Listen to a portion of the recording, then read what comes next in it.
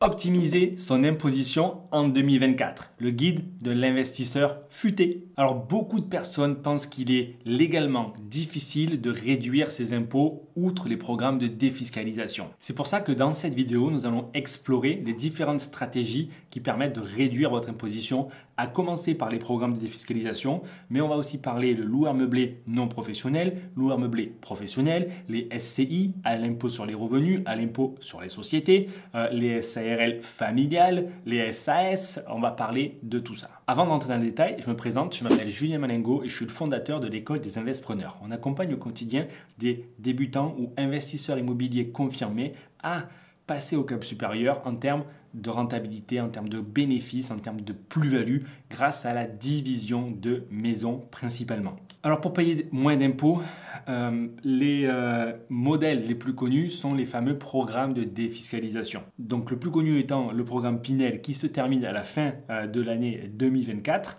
qui avait pour vocation de vous donner une économie d'impôt en fonction de la durée d'engagement dans laquelle vous partiez, 6, 9 ou 12 années, et ça vous donnait 3, 6 ou 9 000 euros d'économie d'impôt sur votre revenu fiscal de référence. Sur le papier, ça peut sembler une bonne opération. J'en ai moi-même fait 2. Depuis, elles sont revendues à perte parce que dans la majeure partie des cas, lorsque le promoteur vous vend ce projet-là, il vous fait le petit calcul où vous devez rajouter de l'argent tous les mois qui est cette fameuse économie d'impôt. D'accord ? Donc si par exemple vous avez 6 000 euros d'économie d'impôt, vous allez potentiellement rajouter 500 euros tous les mois dans l'opération pour retrouver votre économie d'impôt de l'autre côté. Et il vous dit que la beauté de la chose, c'est que vous capitalisez votre patrimoine puisque vous participez à rembourser le crédit avec cet effort d'épargne qui est donc votre économie d'impôt. Ce qui sur le papier est totalement vrai en réalité.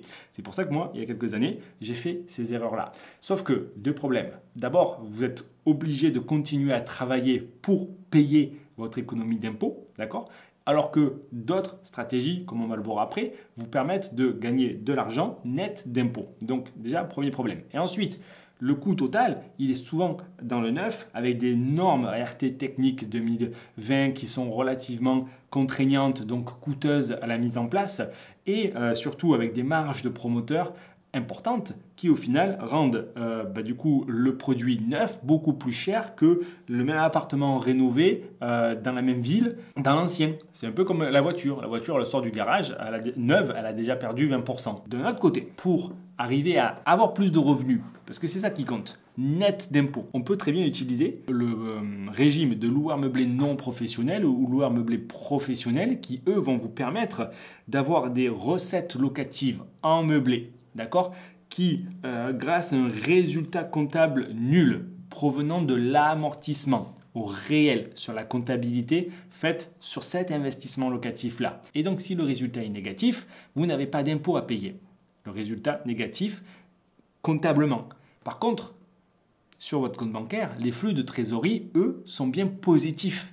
Donc, vous avez de l'argent en plus tous les mois gratuitement. Ou net d'impôts. Et c'est à partir du moment où vous avez compris ce système que vous pouvez vous dire, si j'augmente mon bénéfice tous les mois, mon pouvoir d'achat tous les mois, éventuellement je peux réduire mes prestations salariales, mon temps de travail, peut-être pour gagner moins sur l'impôt sur le revenu et d'avoir plus d'un patrimoine qui lui va être rentable net d'impôts. Donc la bonne question à se poser n'est pas vraiment comment optimiser votre impôt sur le revenu, mais surtout comment avoir des revenus complémentaires nets d'impôts sur lesquels vous aurez des effets de levier, des méthodes d'optimisation beaucoup plus importantes, beaucoup plus puissantes, beaucoup plus disponibles, beaucoup plus fréquentes. Première option, comme on l'a vu, LMP, LMNP. Loueur meublé non professionnel ou professionnel. Professionnel, c'est si vous faites plus de 24 000 euros de revenus locatifs en meublé par an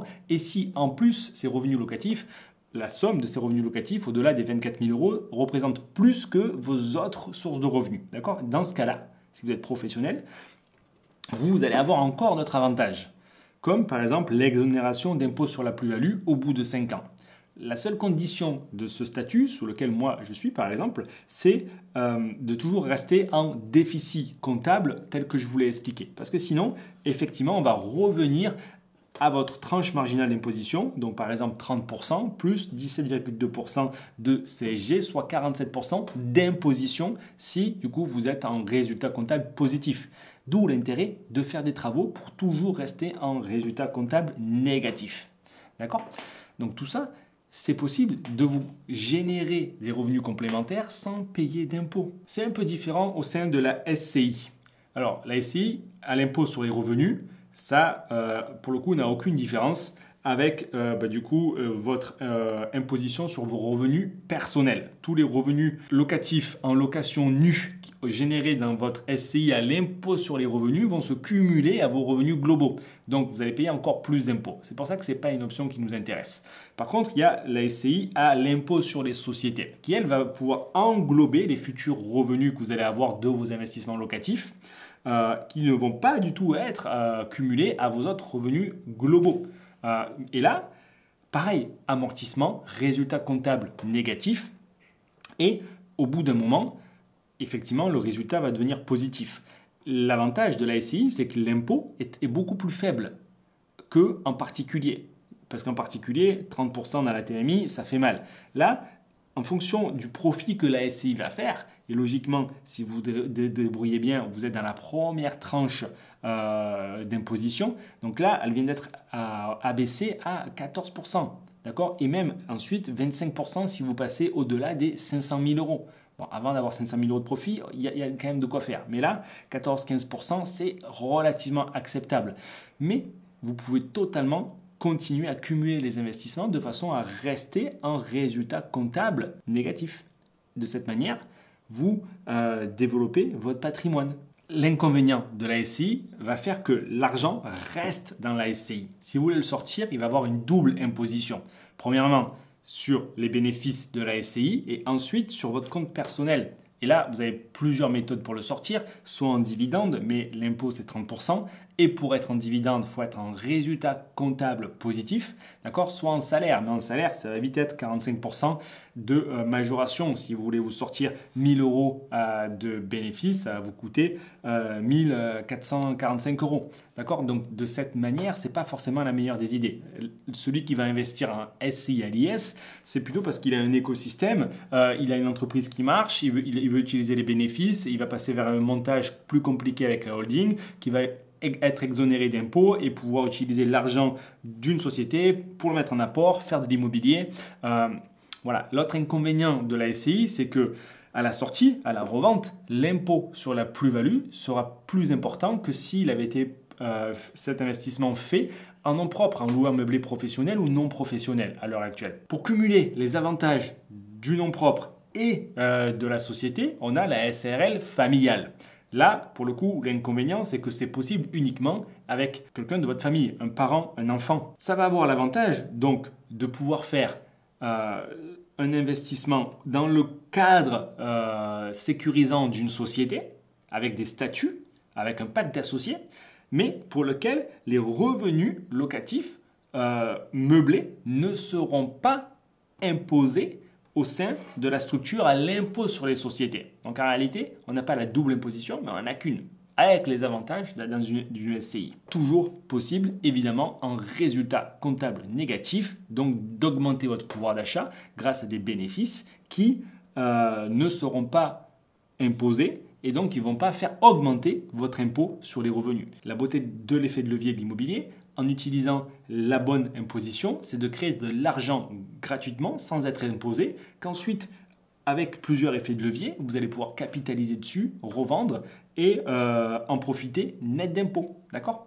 Donc, ça, c'est possible grâce à ces régimes-là. Si tout ce que je vous dis, ça vous paraît assez compliqué en termes de fiscalité et que les notions d'amortissement, les notions de résultat comptable, de régime au réel vous paraissent du charabia, ce que je peux vous conseiller de faire, c'est de venir à la prochaine conférence en live qu'on va tenir dimanche à 20 h, dans laquelle on va vous expliquer tous ces principes et fonctionnements. Vous pouvez aussi poser vos questions en commentaire de cette vidéo. Je vous réponds aussi avec grand plaisir. C'était Julien Malingo. J'étais ravi de faire cette vidéo et je vous retrouve très vite dans la prochaine. Ciao, ciao.